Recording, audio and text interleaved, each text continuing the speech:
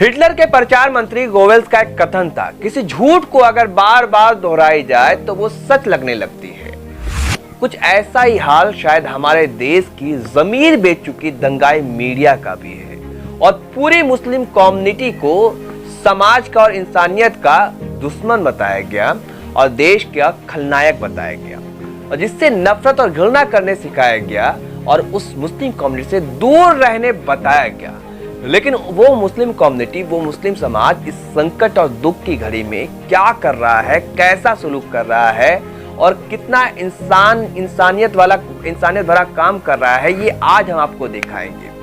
जब किसी हिंदू समाज के लोग की मृत्यु हो रही है, जिसे अपना पराया लेना, अपने रिश्तेदार तक उस शव का दाह संस्कार करने से इनकार कर दे रहे हैं कोरोना की डर से, खौफ से, तो वो मुस्लिम नौजवान दाह संस्कार करा रहा है।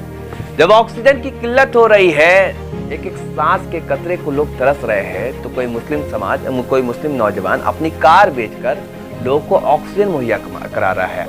ये हर एक भारतीय का दायित्व था और कर्तव्य बनता था। कोई वो नया काम नहीं कर रहे हैं। इस संकट की घड़ी में हर किसी को कंधे से कंधा मिलाकर चलना पड़ेगा। लेकिन हमारे देश की मीडिया एक समाज को, पर्टिकुलर एक कम्युनिटी को देश का खलनायक बताती है, देश का गद्दार साबित करने पे तुली रहती है और ये कहती कि ये देश का वफादार नहीं। जी हाँ, आज हम आपको दिखाने जा रहे हैं और शुरुआत करते हैं सबसे पहले मध्य प्रदेश के सागर की वीडियो दिखाकर। जी हाँ, मध्य प्रदेश की सागर का एक वीडियो देख के इस वीडियो में आपको कपड़े से पहचान लीजिए कि ये कपड़े से, जो प्रधानमंत्री का एक बयान था ना, ये लोग कपड़े से पहचान लिए जाते हैं, तो कपड़े से ही पहचानिए कि ये मुस्लिम नौजवान, ये मुस्लिम लोग क्या कर रहे हैं।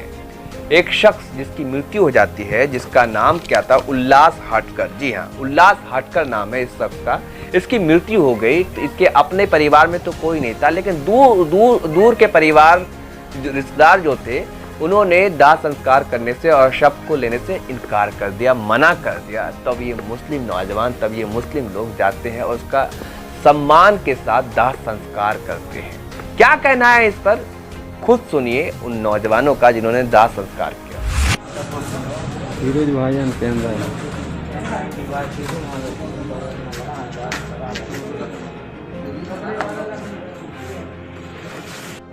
आज ये आप लोगों ने एक सबको शमशान घाट तक पहुंचाया है, क्या है पूरा मामला?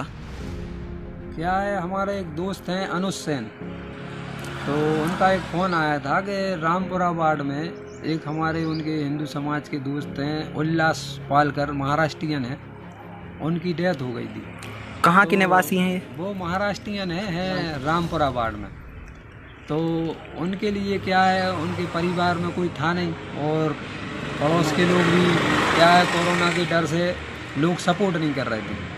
तो उनने फ़ोन लगाया था कि भाई आपके सहयोग की ज़रूरत है। तो हम लोग क्या है, मुस्लिम कब्रिस्तान मोती नगर कमेटी से, तंजीम कमेटी से हमारी टीम को उनने बताया, तो हम लोग गए थे और शासन को उनने पहले सूचित कर दिया था, उनके लड़के ने जो मृत हो गए हैं। शासन को सूचित करने के बाद हम लोगों ने उनको गाड़ी में पूरी किट पहन के और गाइडलाइन के हिसाब से उनको शमशान घाट पहुंचा दिया है। और भविष्य में कभी भी अगर हमारी टीम की आवश्यकता पड़ती है किसी भी समाज के व्यक्ति को, जहां कोई सहयोग करने के लिए नहीं है, शासन तो कर ही रहा है पूरा सहयोग, अगर नहीं होता है तो हमारी कमेटी को आप बेझिझक फ़ोन लगाकर सागर मोती नगर कब्रिस्तान कमेटी से सहयोग मांग सकते हैं आप। तो देखा आपने, ये शख्स इंसानियत की मिसाल पेश कर रहे हैं और ये कह रहे हैं कि अगर और भी कोई व्यक्ति हो ऐसा जिसका परिवार शव नहीं अपनाना चाहता हो और दाह संस्कार नहीं करना चाहता हो, तो वो हमें इन्फॉर्म कर सकता है। हम लोग उनका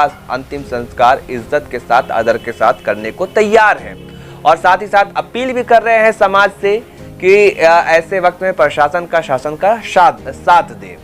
इस वीडियो को शेयर करते हुए गुजरात के पूर्व मुख्यमंत्री, कांग्रेस के पूर्व दिग्गज नेता शंकर सिंह बघेल ने क्या लिखा है, बड़ा ही खूबसूरत ट्वीट किया उन्होंने। उनके ट्वीट को देखिए, उन्होंने क्या लिखा है। शंकर सिंह बघेल लिखते हैं, कायम है दुनिया बावजूद इतने फसादों के, शुक्र है इंसानियत तेरी कोई कौम नहीं।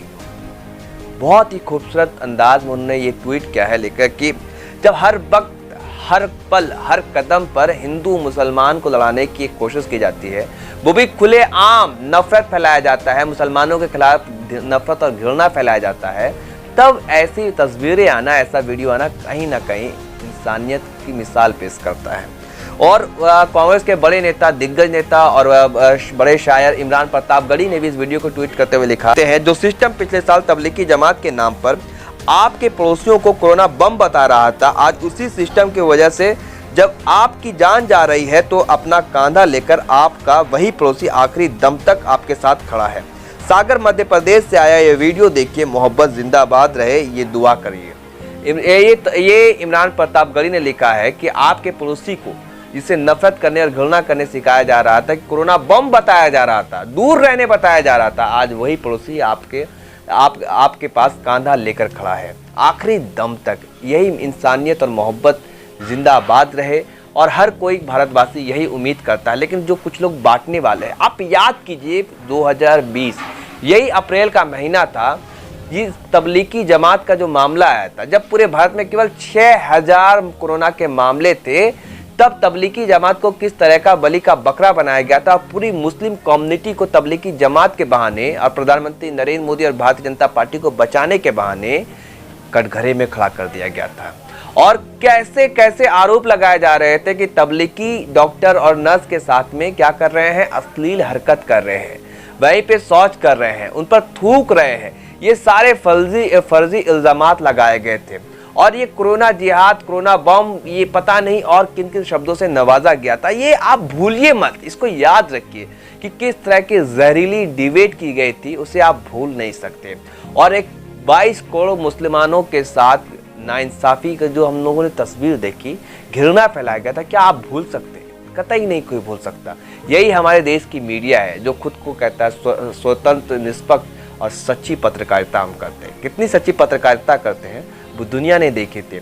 अब एक तस्वीर मैं आपको और दिखा रहा हूं उस जगह की जहां दिल्ली को दागदार किया गया था। जी हां, जहां से दिल्ली दंगे की शुरुआत हुई थी। ये तस्वीर मैं दिखा रहा हूं आपको दिल्ली के जाफराबाद की। बलबीर नामक एक शख्स जिसकी मौत हो जाती है कोरोना से। अपने बेटी जो थे, जो मुझे बताया गया जो खबरों के मुताबिक कि उनकी बेटी का कुछ दिनों पहले देहांत हो गया था। कोई अपना बेटा, सगा बेटा या बेटी नहीं थी। तो जो दूर के रिश्तेदार थे उन्होंने शव को लेने से मना कर दिया, इनकार कर दिया। तब सामने कौन आए? सब सामने आए जो सच्चे और अच्छे, जो पड़ोसी का एक फर्ज होता है वो निभाने के लिए मुस्लिम कम्युनिटी के लोग आए जो उनके पड़ोसी थे। तब उन्होंने इज्जत के साथ दाह संस्कार और अंतिम संस्कार के लिए शव यात्रा निकाली। जरा देखिए उन यात्रा को, क्या खूबसूरत नज़ारा है वो भी देखिए। शमशान में मुसलमान नजर आ रहे हैं, ये हमारे देश की खूबसूरती है और कपड़े से पहचानिएगा। जरा देखिए।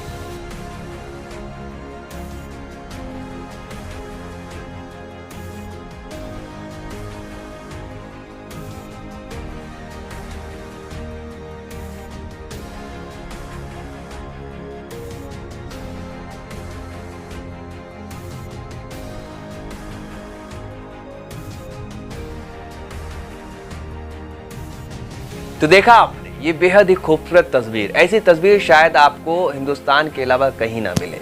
लेकिन ये जो खूबसूरत तस्वीरें हैं ना, इस पर दाग लगाने के लिए भी कुछ लोग जैसे कपिल मिश्रा, रागिनी तिवारी, नरसिंहानंद जैसे सरीखे लोग हर वक्त तत्पर रहते हैं। और हिंदुओं को कहा जाता है कि आप हिंदू खतरे में हैं। 100 करोड़ हिंदू, 20 करोड़ मुसलमान से उसको डर दिखा दिया जाता है, हिंदू खतरे में है। ये बार बार कहा जाता है कि मुसलमान का काम है जिहाद करना, मुसलमान सर को तन से जुदा कर देंगे। इस तरह के इल्ज़ामात लगाए जाते हैं और कहीं ना कहीं दरारें पैदा की जाती है आपसी मोहब्बत में।